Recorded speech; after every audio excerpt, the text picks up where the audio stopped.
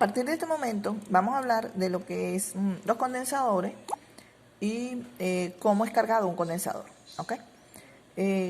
Como lo hemos estudiado previamente en otra actividad, un condensador es un dispositivo formado por dos placas metálicas, separadas por un aislante llamado dieléctrico.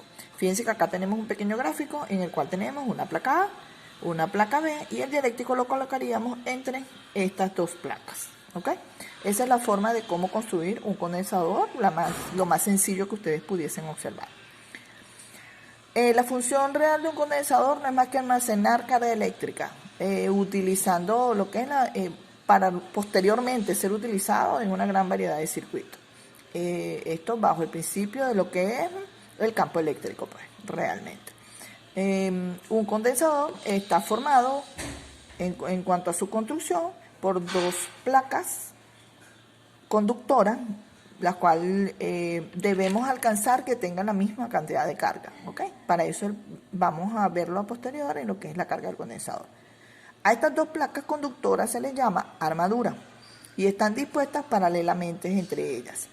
Ahora, después de colocar el dieléctrico, este se utiliza realmente para evitar el paso de la corriente entre las dos placas. O sea, ¿qué es lo que queremos evitar? Que la carga que está en la placa A, entre la placa A y la placa B no haya una comunicación de carga, sino que cada una mantenga su cantidad de carga como tal. Esa es la idea del aislante o dieléctrico utilizado. Entre los dieléctricos tenemos el aire, el polietileno, papeles encerados, mica, aire, vidrio, ¿ok? Entonces, este es el principio básico de lo que es cómo cargar un condensador.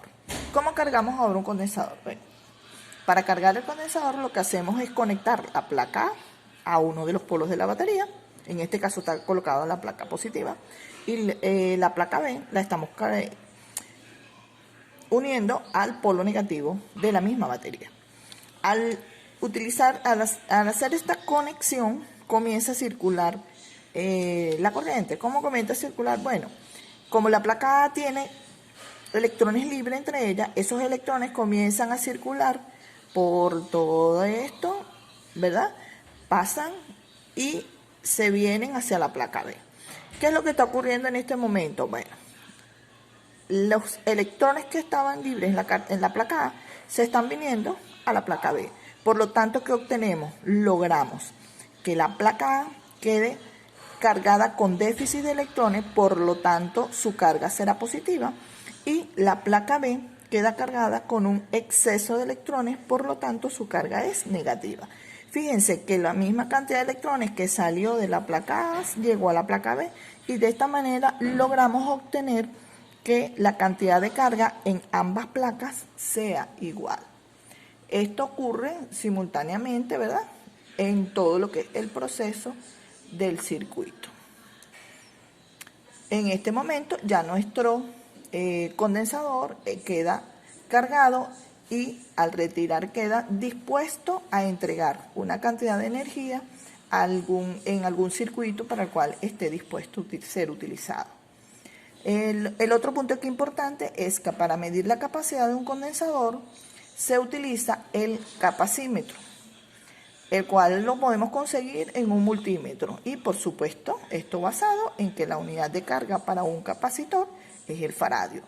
El faradio es una unidad muy grande, por lo tanto, por eso vimos de que las unidades que se utilizan comercialmente son todos los submúltiplos del faradio. Tenemos desde milifaradio, microfaradio, nanofaradio, picofaradio, en función de una escala, y en base a eso obtenemos el valor del condensador.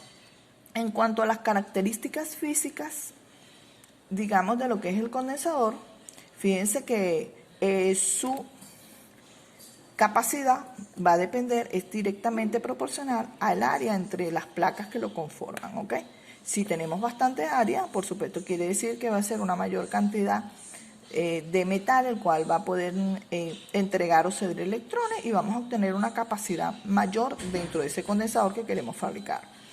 Otra de las cosas es la separación entre las placas. A medida que las placas están más separada disminuye la capacidad del condensador. Mientras más juntas estén las placas, eso ayuda a que su capacidad aumente. ¿Ok? Entre otras de las características tenemos que la capacidad también depende del dieléctrico entre las placas. ¿Ok? Claro. ¿Por qué? Porque él es el que va a impedir que las cargas salten de una placa a otra y se mantenga la diferencia potencial entre ellas dos. Si se varía la tensión aplicada entre la carga almacenada, ahí obtendríamos lo que es nuestra ecuación de capacidad. Fíjense que la capacidad la podemos medir por la cantidad de carga entre las placas y el voltaje que está entre ellas, donde C es igual a la capacidad del condensador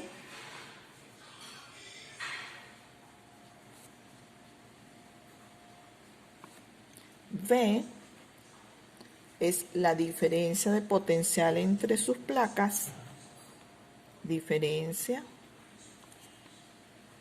de potencial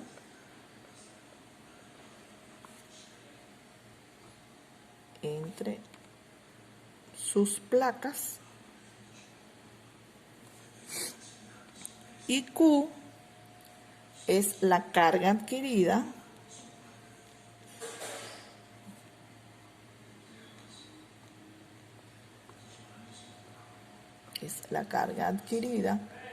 por cada una de las placas.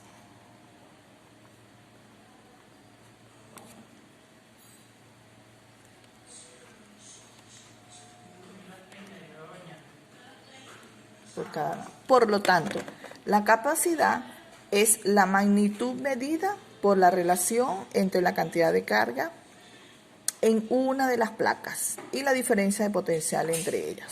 Recuerden que la cantidad de carga en cada una de las placas es igual, pero de signo contrario. O sea que lo que hacemos es considerar la cantidad de carga en una sola de ellas.